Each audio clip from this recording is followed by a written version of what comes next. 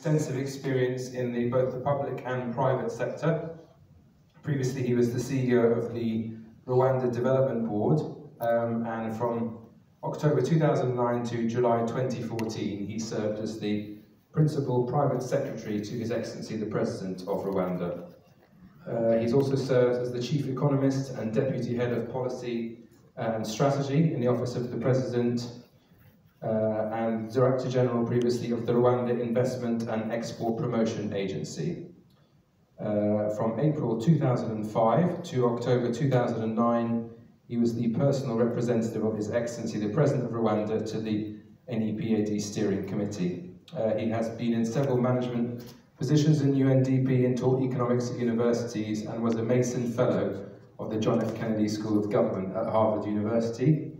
It's truly a pleasure to welcome him to the podium, and I hope you'll join me in showing your appreciation for him for being with us here today. Thank you very much. Thank you. And he forgot to say that I have lived 2 lifetimes. Thank you for the generous introduction. Good afternoon, everyone. I'm very happy to be here, and thank you for coming, particularly to listen to us present to you Rwanda's mining potential.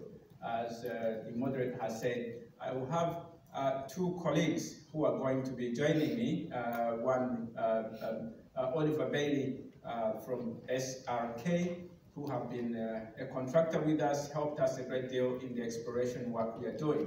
And then also James, who is a CEO of Piran Resources, an active mining operator in Rwanda.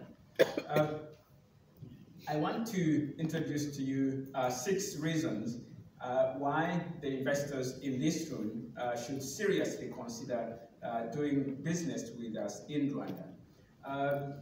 Rwanda is not known for a long time as a mining country, but actually for close to 100 years, Rwanda has been a mining country because we are endowed with enormous resources across the various categories of minerals.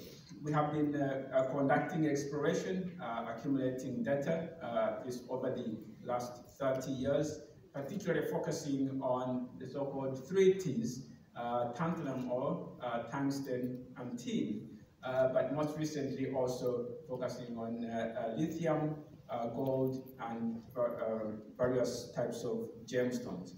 So we now have a collection of various projects that we are promoting to the investment community for your consideration.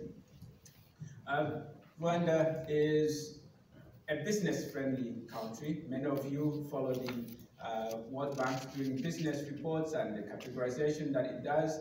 Rwanda today ranks top on our African continent on ease of doing business. We are also continuing to facilitate both domestic and foreign direct investment as a jurisdiction that is very low cost. We are developing a talent base for the mining sector, but also Rwanda is a very immigration-friendly country.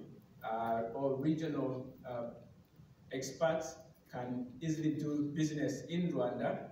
In fact, you all know that Rwanda is probably the only African country that gives visa on arrival for every citizen from anywhere in the world. Not to mention that all African passport holders can travel in and out of Rwanda visa-free. That makes Rwanda unique, not only for travel, but especially for doing business and also living and working there. We have established a regulatory framework that is simple and straightforward, focusing on only 3 institutions that you need to work with as a business investor in the mining sector. The first such institution is the one I head, the Mines, Petroleum and Gas Board, which is the licensing institution, is the regulator for the mining sector, but also works very closely with the Rwanda Environment Management Agency for the purposes of compliance with environment standards. The Rwanda Development Board is a single-stop center for all business operations. For the entire life cycle of a business in Rwanda, you get to work only with one institution, the Rwanda Development Board. So we have simplified that to make it easy for doing business. In our exploration work, we have identified various types of minerals across the country and mapped them out in categories. In fact, many of these areas are already active mining sites. And so when you come to Rwanda, you are joining a team of other mining operators that are active there. We have information already captured, generated, easily accessible. We have worked with the Finland's GTK, or the Geological Services of Finland, to develop an online platform for storing both the geological information as well as the mining information, which is accessible for free. So you can make easy decisions as to how to use it and make your investment. These are some of the companies, major companies that are active here in London that also do business with us in Rwanda. So we have 23 potential target areas that we are currently promoting. Some of these, Oliver will be giving you detailed information about them, because we've been working with them, with SRK over the last year to develop detailed exploration in them and acquire detailed geological information.